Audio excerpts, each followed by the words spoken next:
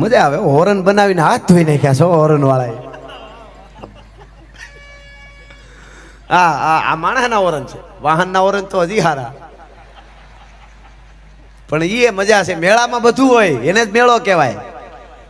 હા બધાય મોજ કરી લ્યો. તમે પપુડા વગાડો મારો બાપ લ્યો, પપુડા વાગે એને જ મેળો કહેવાય. કાનજી બાપા આવ્યા, કાનજી ભૂટા બારો. એ વખતની માથે દાદા સોમનાથના સાનિધ્યમાં ભરપૂર ડાયરો ચાલતો હતો.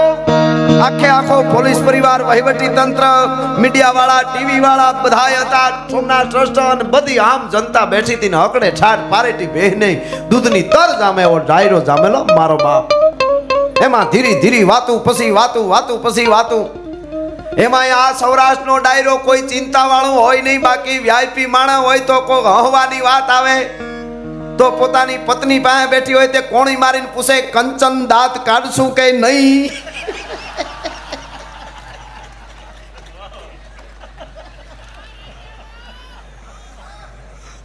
નકર કંચન કે હું હે એવડા બધા. અમુક તો દુખી થઈ ગયા છો. હાવ તમે વાત માતાઓ બેનો એકાદી વાત કરી દો ખાલી.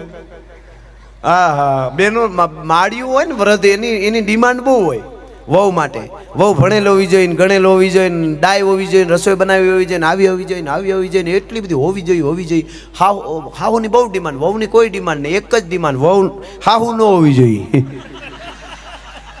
મુદ્દો ન હોવો જોઈએ. હા હા હા અમુક તો અમુક વાત અમુક મેં હમણાં શરૂઆતમાં ન કીધું બે એંગલથી જોવું જોઈએ. ઘણી વાર એવું થઈ જાય. અમારે ગામડામાં અમે ગયેલા, વહોરીમાં બેઠા હતા, અમે ચા પાણી પીવા એક મિત્ર લઈ ગયા. બાજુમાં એક માળી જેમ આવે એમ બોલે, વહુ કાંઈ ન બોલે, માળી બોલ્યા જ કરે ઊભી થઈ જાય ને વહુ માથે અડિયું કાઢે. મેં કીધું એટલા બધા માળી, એ કે માળી એવા છે જ. એની વહુ બિચારી 6 મહિના થઈ, અમે કોઈ દી મોઢામાં જીભ નથી જોઈ એને બોલતી. મેં કીધું એટલી બધી ખાનદાની પરબારી ન આંકી લેવાય. મેં ઊંસો થઈને ગોખલે જોઈ તો ખબર પડી વહુ બોલે નહીં, રહોડા બેઠી બેઠી હાણસી હાથમાં લઈને આમ કરે.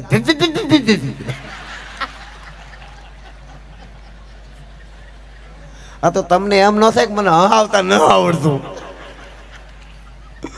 તા તો ઓલી હાવ બિચારી હળિયું કાઢે હો. પછી તો તું આવીશો.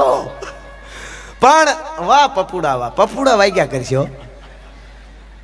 અને એ મેળો ને મેળાની મજા છે. એમાં એક બગીચાનું રખોલું કરીને એક બાપો બેઠેલો. બાપો બગીચાનું રખોલું કરે. બગીચામાં એવી કેરીયું જામી જાણે હટુહી બાઈ માણસને લીખું જામ્યું હોય એવી હો. ઉપમા તો જુઓ તમે. એમાં હોકો પીતો પીતો એક બાપાની નળી નાડાવા, હોકાની નળી નાડાવા લાંબી. કોકે કીધું હોકાની નળી આટલી બધી લાંબી કા? તો કે વ્યસનથી છેટા હારા. આવી રીતે એમાં હકો બાપે કીધું પાસા બાપા હાલો હામે ગામ જઈ આવી રાતે. કે હાલો બે ઘોડા તૈયાર કર્યા, ઉપડ્યા ઘોડા પદળું. ઈ ઘોડા પદળું હોય. હમીરજી ગોહિલ કે મહારાણા પ્રતાપ કે શિવાજી નો હોય તો બાગડદા હોય. આ બે ઘોડા ઉપડ્યા પદળું. એમાં બે બાપાને ભૂંગળી હળગાવવાનું મન થયું. હામો પવન, ભૂંગળી જગે નહીં એટલે ઘોડા પાસા ફેરવ્યા. ભૂંગળીયું જગવી પણ ઘોડા ફેરવવાનું ભૂલી ગયા. ઘડીક વાર થયું ગામ આવ્યું. હકો બાપો કે પાંચા ગજબ થઈ ગયો. કાં તો કે આપણા જેવું જ ગામ છે. તો કે ઈજ વડલા, ઈજ પીપળા, ઈજ અવેડા. કુદરતની કરામત કેવી? કુદરતની ઈજ કરામત કે તમને બેયને બનાવ્યા.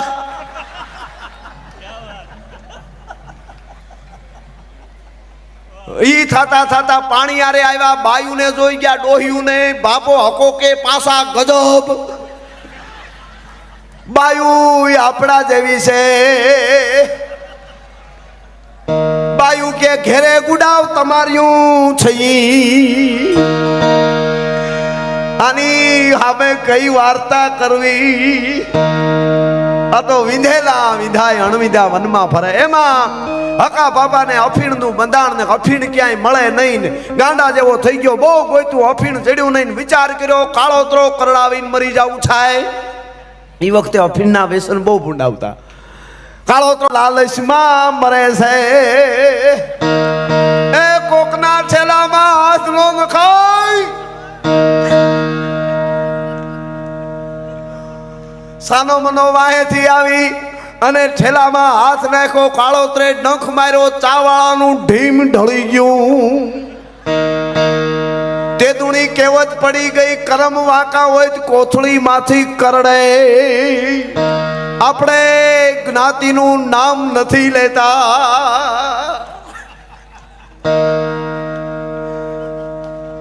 વાહ, તમારી મજા આવી. બધા એકારે તાળી પાડો. એમાં બે બાબા થોડુંક લઈ લઉં. હજી બે બાબાને વિચાર કર્યો કે અહીંયા ને અહીંયા મરી જાઉં. દાદા સોમનાથના દર્શન તો બહુ કર્યા પણ મુંબઈ નથી જોયું.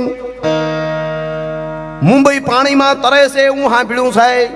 બે બાબા ટ્રેનમાં બેઠા, વહેલું આવે મુંબઈ.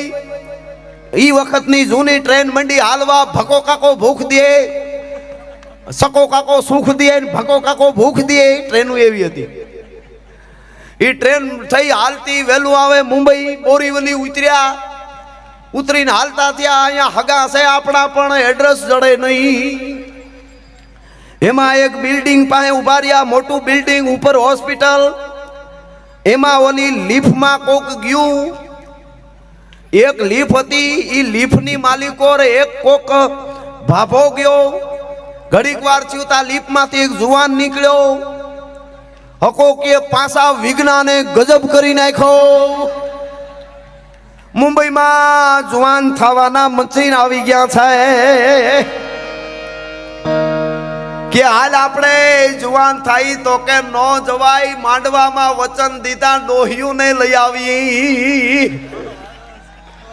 વચનના પાકા પાસા. ભલે નહીં કપાયું ભગવાન. બે પાસી ટ્રેન પકડીને વહેલું આવે સૌરાષ્ટ્ર. ગામનું નામ નથી દેવું. સૌરાષ્ટ્રમાં આવ્યા. એમાં તો ધૂળીમાન ધોળીમાન બરોબર પરસોત્તમ મહિનો હાલે. કાનાને કપડા પહેરાવો રે, કાનાને તૈયાર કરો રે. ઓલો કે ઈ કાનાને પછી પેલા આ કાનાના 8 દીથા ડોલમાં પીડા, ઈ ધોઈ નાખો.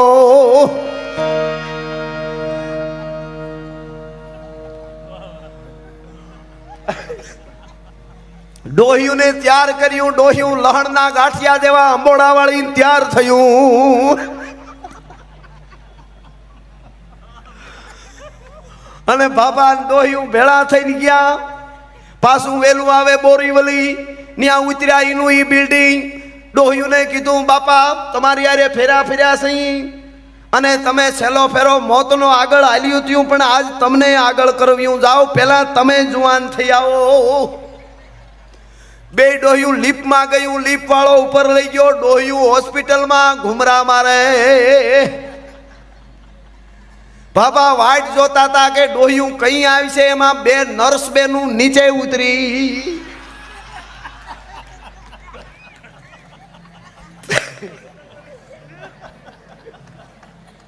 બાબા કે ઓળખ્યું કેમ? પાસે જઈને કે કાશી ધૂળી. તો કે કાશી ધૂળી કોણ? બાપા પગે લાગી. અરે તમારું હુડ જાય, પગે લાગો માં, અમને ઓળખો.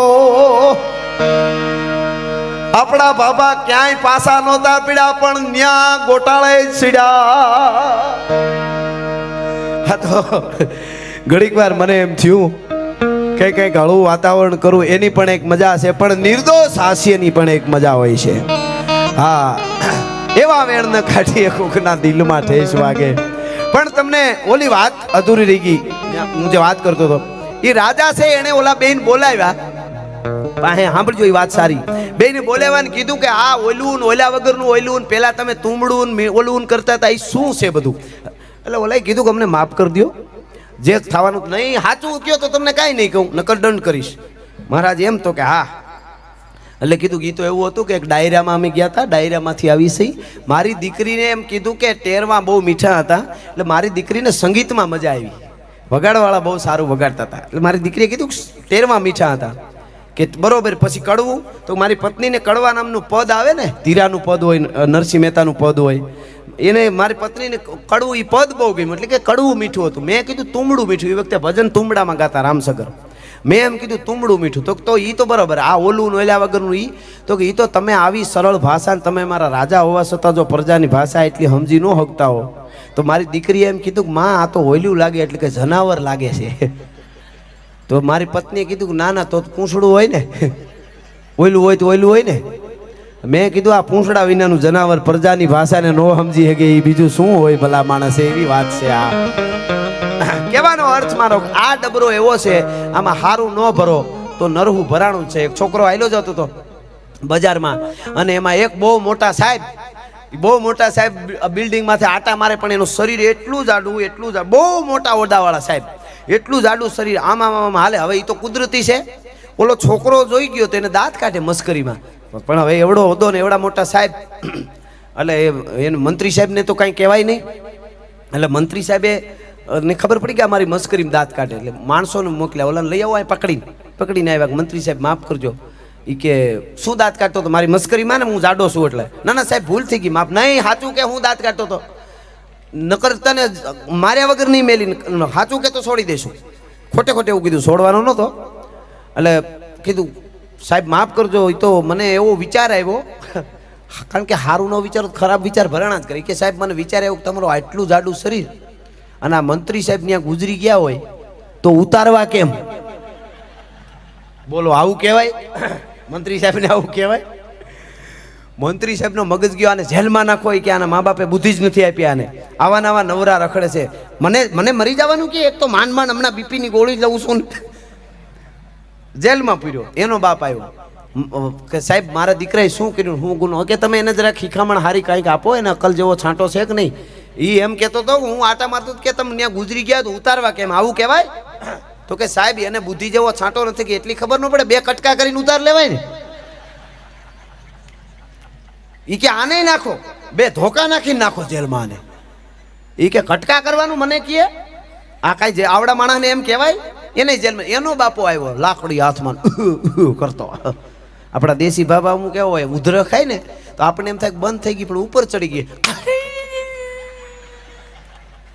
એ પછી જે વહી ગયો ને ઉપર, એ પાછી વળે તો ખબર પડે કે ના ના હજી તો કાર્યક્રમ ચાલુ છે. એવી ઉધરહો આપણે તો. હવે તો આ અટાણે સુખના ખટારા ભગવાને સોમનાથે ઠલવી દીધા.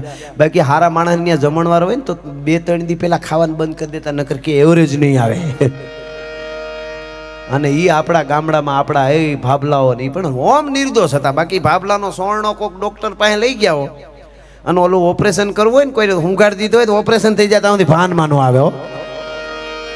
પણ આમ નિર્દોષ હતા, કારણ કે ગારા દૂધ ને બધું બહબહાટ્યું મારે જોયું ને અમે ઘરમાં.